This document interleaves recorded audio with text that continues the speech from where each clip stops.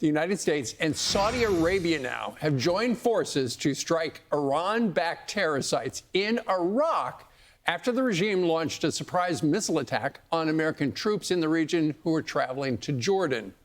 The commander-in-chief now weighing next steps after holding high-stakes meetings with world leaders at the White House. So Chief Foreign Correspondent Trey Yingst is live in Tel Aviv with all the action. All right, Trey, make sense of it. Yeah, hey guys, good morning. Overnight, Iran launched a surprise attack against U.S. forces in Jordan. At least 5 missiles were fired by Iran, breaking the lull in fighting over the past several days. CENTCOM released a statement saying at 5:45 p.m. Eastern Time today, Islamic Revolutionary Guard Corps forces launched multiple ballistic missiles from Iran in an attempted surprise attack on U.S. forces based in the Middle East. All Iranian missiles were successfully intercepted. U.S. forces remain vigilant and at a high state of readiness. The United States has not yet responded to that attack, but overnight, U.S. and Saudi planes conducted a series of airstrikes against Iran-backed Shia militias in Iraq, who were responsible for 30 drone attacks over the past 3 days. On those strikes, CENTCOM said the unwarranted attacks against U.S. forces were not successful. From February through April 2026, there were more than 600 attempted attacks on U.S. citizens and facilities by Iran-aligned terrorist militias in Iraq. The IRGC and its terrorist proxies must cease these attacks to avoid further U.S. military response. This kinetic action in the Middle East comes as reports indicate Iran has rejected an Omani proposal to reopen the Strait of Hormuz. On Tuesday, President Trump held a meeting with Israeli Prime Minister Benjamin Netanyahu as the pair decide the next steps in the war with Iran. Look at this regime today. It's attacking everybody in sight. It's attacking Saudi Arabia. It's attacking Kuwait. It's attacking Bahrain. It's attacking the UAE and others. It's attacking everything in sight, and it murdered and maimed tens of thousands of its own citizens. This is what this regime in Iran does today when it doesn't have nuclear weapons. Now imagine what they will do to the world if they had nuclear weapons. And that's what we have to make sure that we prevent. With no diplomatic breakthroughs, the region may see more intense fighting in the days ahead. Guys? So, Trey, whatever truce we were under, whatever talks may have been taking place, it didn't seem to matter. But the IRGC says it's wrong to assume that we told the Iraqi militia to rocket U.S. interests or Saudi interests. They don't expect us to buy that they would act independently, do you? Do they really expect that statement to fly? Even if the IRGC was telling the truth, and in this case they are not, the next question would be, why did you launch 5 ballistic missiles at U.S. forces overnight after the president offered you another negotiation window? Right. But when it comes to the proxy groups across the region, the IRGC has direct control and funding of these organizations, not just these Shia militias in Iraq, but also the Houthis in Yemen and the threats that they have made against the Bab al-Mandab Strait, this entrance to the Red Sea.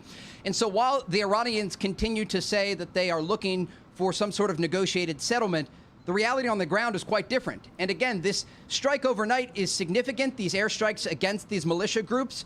It is not unexpected, given the number of drones that were launched over the past 72 hours.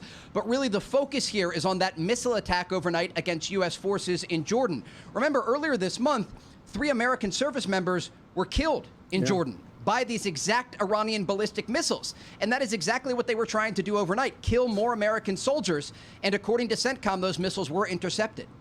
And Trey, what is new about today's news is the fact that Saudi Arabia, this is the first time Saudi Arabia has really gotten involved in this. And they say they don't want a further escalation, but they just want to be able to protect their energy infrastructure. So, I mean, that's quite a message to Iran from the kingdom. Hey, don't screw with us, guys.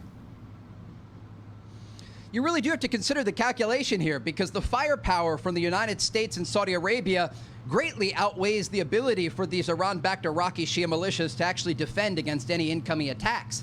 But yet they are still launching drones, not just at Saudi Arabia, but also U.S. forces in the region and Israel. The Israelis say they shot down over the past several days a number of drones along the border with Jordan.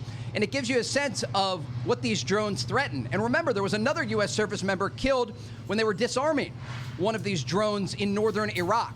And so there are a lot of moving parts here, but the proxy forces of the Iranian regime have been directly attached to officials in Tehran. Remember, last week, President Trump issued a warning to the Houthis in Yemen, and he said if you launch missile or drone attacks against shipping vessels in the Red Sea, then not only will the Houthis pay a price, but also the Iranian regime. And so we are likely to see an escalation here in the response from U.S. forces, Saudi forces, and others, because they want to send a clear message to Iran that whether you attack from your own territory or you use your proxies in the region, there will be a price to pay. Yeah.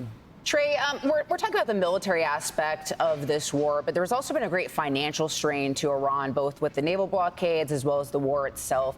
How sustainable is that financial strain for Iran? It's not very sustainable at all, and that's why the Iranians are painted in a corner here. They have to make some sort of decision, and it's a binary decision. They're either going to return to war with the United States of America, or they're going to sign a negotiated settlement that addresses opening the Strait of Hormuz and their nuclear ambitions. And that is why the region is such at a critical point right now, and why that meeting yesterday in the Oval Office between President Trump and Israeli Prime Minister Netanyahu was so significant. The Iranians are economically suffering as a result of the U.S. naval blockade of their ports. They are losing hundreds of millions of dollars each and every day. Inflation is rapidly rising in Iran. We have heard from Iranian civilians who are having trouble keeping their businesses open. Yeah. The IRGC reportedly cannot even pay its own soldiers as a result of the lost funds because they're not able to export their critical thing, and that is oil. And as a result of this U.S. naval blockade, they are being choked off economically. And they're in a position now where they have to make a decision. Are they going to sign a negotiated settlement or return to war? Good question. All right, Trey, reporting live from the region. Thank you very much for joining us live. Be sure to like and subscribe for all the Fox News latest on YouTube and catch full shows streaming now on Fox One.